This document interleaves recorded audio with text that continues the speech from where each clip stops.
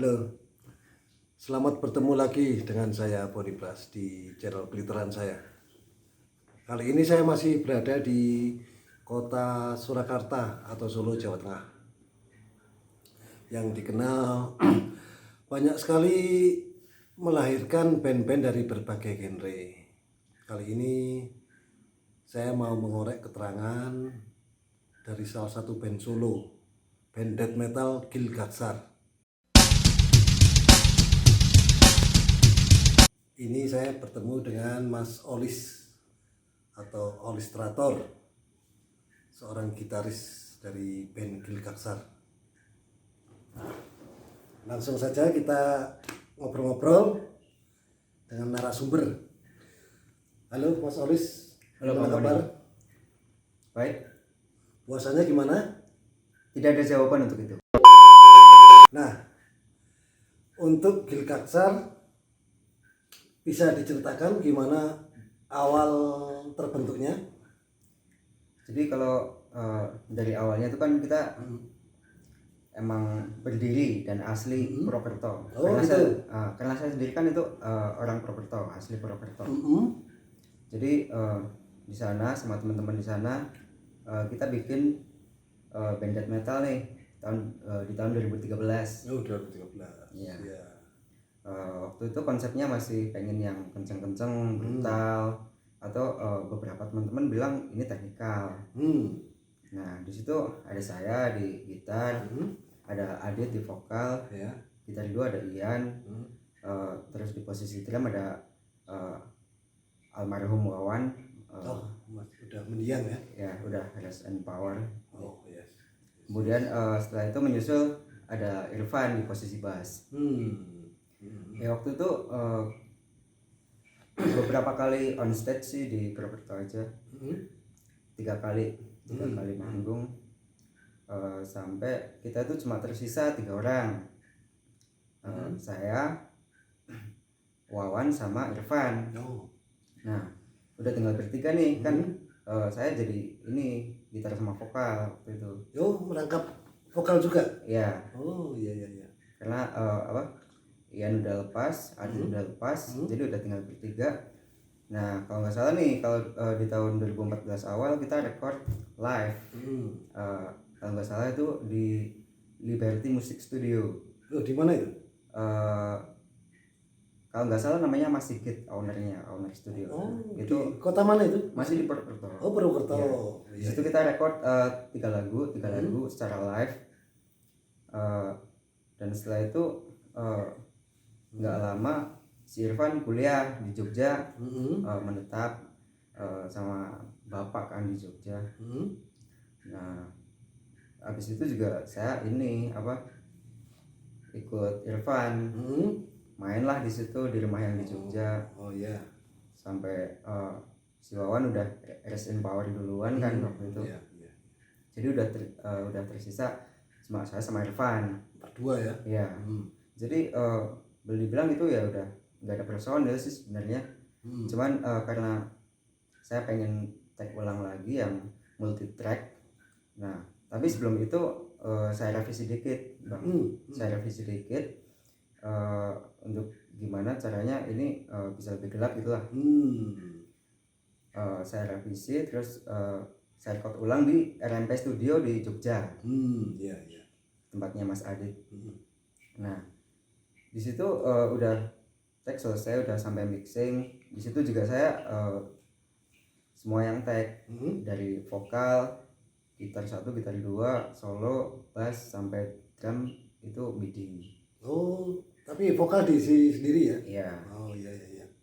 Karena memang dari situ juga masih kurang puas juga sama materi yang itu. Ya singkatnya menurut saya itu masih metalcore lah. Masih metalcore, masih belum beneran musik death metal itu. Oh iya. Nah udah saya arsipin, saya simpen. Kalau saya pribadi nggak pernah publish, cuman kalau lihat itu di apa sih, kalau yang platform zaman dulu itu sebelum Bandcamp apa namanya? MySpace ya? Bukan. Bukan. Setelah itu habis itu apa ya? Friendster apa? Bukan juga. apalah lupa, pokoknya Iya, ada iya. satu lagu yang Hah? dipublish sama Mas Adit yang punya studio itu. Oh, Cuman gitu. nggak apa-apa lah. Ah. Itu taunya juga belakangan tahun-tahun Hmm. 2018 kalau nggak salah. Hmm. Nah habis itu vakum nih, Gil Kaksar udah Reverb Nation bukan? Reverb Sorry. Nation. Oh iya Ya, betul. Reverb Betul. Nation ya. Betul bang. Oh, oke, Ya, oke, ya. iya, iya, iya. Di Reverb Nation itu ada satu lagu yang dipublish sama Mas Adit itu, cuman yaudah lah biarin aja lah. Nah vakum nih, Gil Kaksar udah nggak punya personil, udah nggak punya drummer. Cuman masih di 2014 ada nih kenalan baru drummer di posisi drum, namanya Nurul atau Aka Tracer. Oh. Biasa dipanggilnya Tracer karena di Oh. Cirebon. Dia orang Cirebon bang, Iya, keren, asli keren, Cirebon. keren. Nah 2014 tuh dia ini baru masuk kuliah di UI Kaliurang. Oh iya, iya, Jogja ya. Ya. Nah kenalnya juga di Jogja tuh, di Kerapiak. Nah di situ aku ajakin tuh, saya ajak latihan. Cuman mungkin menurut dia ya bang, Ya. ini materi masih cenderung ngebut, cenderung brutal. Oh iya. Dia masih belum sanggup. Oh. Kapok tuh satu kali latihan dia, si Nurul. Iya, iya, iya, iya. Habis itu udah nggak pernah latihan lagi, Oh. udah nggak pernah ketemu juga. Nah Kapoknya kenapa itu? ya mungkin dia pertama masih belum bisa menguasai ya, masih belum bisa Awal-awal menguasai. ya. Terus sempat dikabarin juga, dia SMS kan sama saya waktu itu, baru masuk semester awal itu dia ujian semester awal nilainya jelek-jelek semua. Oh, jeblok. Ya. Oh iya, iya. Ya kena mental juga waktu itu mungkin. Mental disorder ya. Siapa yang disorder bang? Abang yang disorder. Oh enggak. Ya itu ya, Nurulnya itu ya. Apa siapa itu tadi? Tracer ya? Tracer. Bukan ya? Ya. Oke. Nah Lanjut. vakum terus kan saya menghabiskan banyak waktu buat mendengarkan band-band yang kalau sekarang secara umum kita sebut itu old school death metal.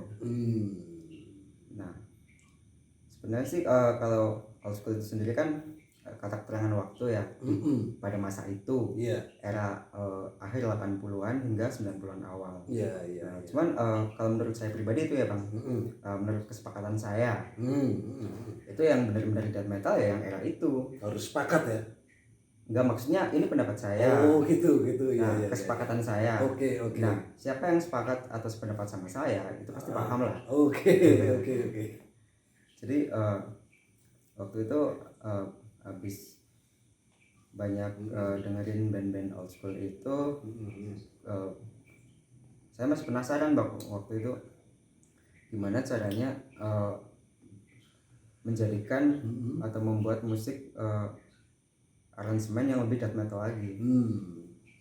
Nah 2017 saya sama Nurul ketemu lagi tuh, kita latihan lagi tapi dengan catatan kita bikin materi baru yang lebih death metal. Terus ini lain lah sama yang ini, lain sama yang sebelumnya. Iya. Nah sering berjalannya waktu saya di Sukoharjo udah kenal nih sama yang namanya Vicky. Nah itu dia posisi di vokal. Nah saya ajak, terus ada posisi bass Krisna, biasa dipanggil Bubut. Nggak tahu dia mungkin keluarnya dari mesin bubut. Oh gitu ya. Oh iya. Nah setelah itu kita udah kumpul nih 4 materi record live sama tambah satu lagu ini cover dari Cancer. Oh yang apa itu? Keren sekali nih. Hung Drone and Quarter. Oh yes. Nah itu Jarang jadi sekali itu ya, band yang bawain Cancer ya, kan cover lagu Cancer itu jarang sekali. Tapi ini malah dibuat apa? Cover untuk rehearsal. Nah, Ya. Oh, rehearsalnya itu maksudnya nanti dibikin dalam bentuk kaset apa? Ya waktu itu jadi kita emang rehearsal 5 lagu sama cover Cancer itu. Nah saya buat ini nih, kaset kita cuma 15 pieces. Nah cuman karena kebetulan band atau saya sendiri udah nggak pegang nih, udah nggak ada, udah nggak punya. Jadi emang udah nggak ada. Oh. Udah waktu itu emang dibagi-bagiin habis sama teman-teman. Ya maksudnya teman-teman yang saya tunjuk, Oh iya, yang dipilih ya. menurut saya itu berpengaruh. Hmm. Nah, sisa satu yang sebetulnya itu arsip buat band kan, punya kita. Nah itu kita kasih, saya kasih ke Rosdolan. Oh, Rosdolennya Immolation. Immolation. Oh, keren sekali. Kapan itu? Itu waktu di Boyolali. Oh Pasti iya, teman-teman iya. banyak yang tahu lah. Oke. Yang Immolation di apa? Live di Boyolali itu ya, Iya. tahun berapa? 2019 ya kalau nggak salah. 2019 kalau nggak salah. Iya. Ya itu. Jadi karena emang waktu itu kan saya mau minta tanda tangan nih, tapi cuman punya kaset Immolation cuma berapa biji doang. Tapi kayak nggak ada kesempatan gitu bang. Oh. Jadi apa nih yang berkesan? Ya udah saya kasih aja tuh. Karena kebetulan rehearsal udah tinggal satu itu saya bawa kan. Tinggal satu-satunya itu ya. Nah saya mau apa nih yang bisa berkesan nih di momen ini. Ya udah saya kasih aja tuh Cindra mata ya. ke Om Rosdolan. Oke, Immolation. Mr. Rosdolan. Keren sekali teman-teman. Nah setelah itu baru kita record yang kita mixing, mastering itu kita record live semi track, cuman kita mixing, mastering. Itu di tahun yang sama, 2017 atau 19? 2018. Oh, malah rekornya. 2018. Oke, iya, Cuman kalau rilisnya itu 2019. Iya. Di Cassette Store Day. Oh, di mana? Solo. Solo. Oktober di bulan Solo. Di bulan Oktober di kota Solo. Oke. Itu termasuk acara besar ya, Record Store Day itu ya? Ya, lumayan. Oh, oke. Nah, ini kebetulan saya sudah mendengarkan materi dari Gilgatsar, band death metal asal Solo. Sangat keren sekali ini. Ini ada dua teman-teman. Ini yang di Record Store Day ini yang Cassette Store Day. Cassette Store Day ya, sorry. Cassette Store Day ini apa ini? Yang berbentuk apa ini? Jadi ini kan saya pegang Berhala Bawah Tanah itu sebetulnya distro, cuman saya rilis pakai nama itu. Jadi dirilis oleh Bibit Production. Ya sebetulnya self release lah sebetulnya sih. Oke. Nah saya rencana ini mau dicetak 300 pieces secara bertahap tapi. Nah ini ada yang numberin 1 sampai 50 itu yang saya kasih apa sih namanya ini, keterangan. Oh iya. Saya kasih keterangan special unleashed Cassette Store Day. Oh iya. Nah seperti ini teman-teman ya. Wah, ada stikernya juga ya. Ini stikernya apa ini? Oh keren ya. Stiker Gilgatsar. Sama ini keterangannya ini ya. Ini stiker juga ya? Ya. Itu cuman buat sampul stiker ini. Desainnya sangat keren sekali, sangat old school sekali. Khas death metal era akhir 80 90-an ya, awal 90-an ya teman-teman. Jarang sekali band death metal baru yang merilis seperti ini. Ini isinya 4 lagu ya? 4 lagu. Nah, covernya aja udah old school sekali nih. Nah, seperti ini.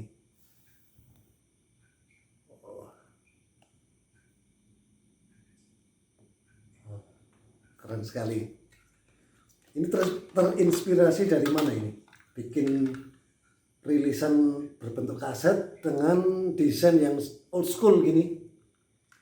Ya, saya hanya ingin meniru atau mengulangi pada era itu. Iya. Pada era mungkin ada yang bilang era keemasan atau golden era. Ya, atau zaman kegilaan ya. Era kegilaan. Oke. Nah, kan waktu itu punggawa awal itu kan mereka merilis atau mengemas demo itu cuma dalam bentuk kaset pita. Oke oke oke. Ya, Dan teman-teman yang ini demo ya, demo. demo Gilgadsar ini udah sold out ternyata. Ini disimpan buat arsip band ya. Terus sekarang di tahun 2019 ya, Ya, ini rilis yang ini sama. Apa? Ini secara bersamaan. intentional Aberration intentional. aberration intentional. Ya ini sangat keren sekali ini. Tetap mempertahankan desain old schoolnya. Ini masih available lah, tersedia kalau teman-teman mau order bisa sih. Ya masih ada ya, Masih. diproduksi ya dalam bentuk kaset pita. Seperti ini. Dan ini memang sangat keren sekali menurut saya. Jarang-jarang sekali band death metal era sekarang yang membawakan pure death metal. Memang harus didengarkan, minimal didengarkan dulu lah baru bisa berkomentar seperti apa. Setelah saya lihat IG-nya Gilgadsar, ternyata kaset demo ini banyak diorder atau dibeli oleh orang-orang luar negeri, nggak sekedar Asia Tenggara, tapi di belahan Eropa atau Amerika. Keren sekali. Ini gimana ceritanya? Bisa sampai ke sana itu, sampai orang-orang bule itu membeli ya, nggak sekedar dikirim secara free ya. Iya, membeli. Ditukar dengan uang. Oh, oke sekali. Oke. Gimana ceritanya itu? Bisa sampai menyebar ke Eropa atau Amerika? Jadi syarat pertama tetap kita menciptakan aransemen dong. Menciptakan aransemen dari riff gitar sampai ke kita mixing sound, Ya. growl sama teknik-teknik drumming. Itu kita harus betul-betul sesuai pakemnya. Oke. US death metal. Oke. Real death metal ya. Yes. Jadi karena memang kita ingin memainkan style US death metal. Oke. Jadi pertama itu saya harus kiat-kiat gimana caranya membuat aransemen se-US mungkin. Karena memang tidak bisa dipungkiri ini musik kan asalnya dari sana. Oke, iya. Nah kedua mixingnya itu mixing karena saya mengamati di era itu kan ada sosok yang namanya Scott Boone. Oke, Scott Boone itu sound engineer yang khusus musik ekstrim ya. Ya, Ekstrim musik ya. di Tampa studio Morrison Studio Tampa Florida US ya. Bersama yang satunya Tom Morris. Oh, oke. Nah cuman saya lebih tertariknya sama yang karakternya Scott Boone. Nah itu rata-rata kalau di era segitu, era old school itu band-band yang secara ini di mixing secara sound engineering oleh Scott Boone itu rata-rata sukses. Oke. Karena di situ soundnya itu betul-betul mateng. Karena mateng di situ kalau saya mendefinisikan sound death metal itu gelap, berat, dan berair. Nah, maksudnya berair itu gimana? Itu mungkin kalau secara umum orang bilang itu basah. Oh, basah. Hangat. Warm sound ya. Yes. Warm sound. Basah itu secara gitar mungkin beratnya lebih kerasa gitu daripada kering gitu ya. Ya, jadi bukan sound yang dry sound ya. Jadi kalau mungkin ada yang bilang atau mengatakan kalau sound-soundnya Scott Boone itu raw, itu padahal itu mateng. Oh, iya. Justru itu udah perfect. Nah, karena saya tertarik dengan karakter Scott Boone itu saya harus munculkan itu. Karakternya minimal itu kena. Oke. Nah, ketiga itu kan pertama tadi aransemen ya. Aransemen harus sedeath metal mungkin ya. Sedeath metal mungkin. Real death metal ya. Ya. Kedua, saya ulangi, ini soundnya itu paling enggak ciri khas Scorpion itu kena. Oke. Ketiga, ini sih marketingnya aja. Kalau di medsos kan saya jalanin 2 Instagram. Oke. Ada Gilgaksar Official Iya, sama Berhala Bawah Tanah. Kalau Berhala Bawah Tanah itu kan sebetulnya distro, cuman Hmm. karena ini demonya Gilgaksar itu saya rilis lewat situ. Oke, di self release ya, Iya. DIY ya, Ya, do it yourself ya. jadi di 2 akun Instagram itu saya membangun engagement atau pergaulan itu sama orang-orang the real physical record. Oh, real physical record mania ya, Ya. yang bener-bener maniak rekaman fisik ya, rilisan fisik ya, Ya. entah itu CD, kaset atau vinyl ya. Ya, jadi di situ saya membangun pergaulan. Sebetulnya sih bukan cuma di Instagram, di Facebook juga. Oke. Karena memang saya sebetulnya hobi kaset. Kaset pita ya. Ya, saya hobi kaset pita, hobi ngoleksi juga. Jadi saya harus bergaul sama orang-orang kolektor itu. Oh iya. Baik teman-teman di Indonesia maupun di seluruh dunia. Iya, oke. Worldwide ya. Nah, jadi dari situ kita marketingnya cukup kena, Bang. Oke, gitu ya ternyata ya. Jadi karena itu aransemen udah memenuhi syarat. Oke. Sound ya. True underground death metal. Oke. Ya. Kedua untuk mixing itu soundnya Udah paling mewakili. Scorpion itu harus mewakili. Ketiga karena bergaul dengan mereka, terbiasa bergaul dengan mereka, para kolektor atau physical record, ya mereka Tertarik ya. ya mereka mau support. Oke, support nggak sekedar minta gratis apa. Mereka memang mau benar-benar mau beli ya. Ya. Ditukar dengan uang tadi itu ya. Ya, Oke. Sangat keren sekali ini teman-teman. Jarang sekali band Indonesia yang bisa seperti Gilgaksar ini. Oke, jadi gitu ya ceritanya. Keren sekali loh itu. Nah, saya cukup penasaran ini. Arti Gilgaksar itu didapat dari mana? Inspirasinya itu? itu dapat dapat referensi itu nama serangga yang hidupnya di planet Trabik, Bang. Oh, gitu. Ya. Cuman dia berburu raksasa. Heeh. Karena menurut saya itu cocok aja dipakai buat nama band, ya udah aku ambil. Oh, semacam mitologi, bukan ya? Bukan. Apa itu? Ya, ini serangga yang hidupnya di planet Traffic. Cuman di situ dia berukuran raksasa. Oh Nah, iya. Yang pasti bukan di bumi ya? bukan di bumi. Oh iya. Oke. Keren sekali teman-teman. Ternyata Gilgaksar itu nama lebah raksasa. Memang mungkin merasa pas diadaptasi untuk nama band ya. Apalagi death metal lah ya pilihannya. Oke. Nah, sebelum pamit bisa diberikan kritik dan saran untuk skena death metal lokal gimana?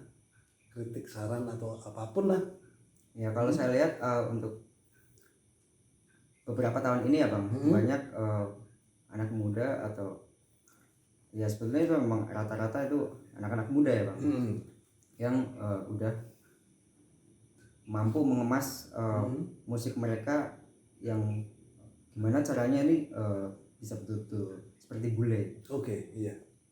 Ya, jadi ini kuncinya ada pada pemahaman. Oh, iya. Ya kalau menurut saya pribadi yang jelas ini kan karena ini musik bule, musik Amerika. Kalau menurut saya saya harus bikin materi se-US mungkin, sebule mungkin. Oke, jadi memang nggak bisa di mixing atau dicampur dengan unsur apapun ya? Ya itu kembali masing-masing. Oke, iya. Itu ya. Ya. Terus harapan untuk ini skena musik lokal, musik khususnya musik death metal gimana? Makin banyak band-band yang pemahamannya untuk betul-betul bisa membawakan atas nama death metal. Oke. Death metal. Oh iya, lebih keren ya. Gini ya. Harus gini apa gini? Death metal. Oke. Teman-teman keren sekali ya. Harus the real death metal ya. Itu Ya. mulai dari gimana cara kita kiat-kiat kita bikin riffing yang lebih gelap, Harus gelap ya memang ya.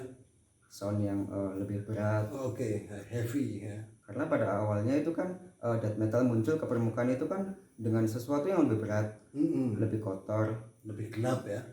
ya, lebih dinamis. Oh iya.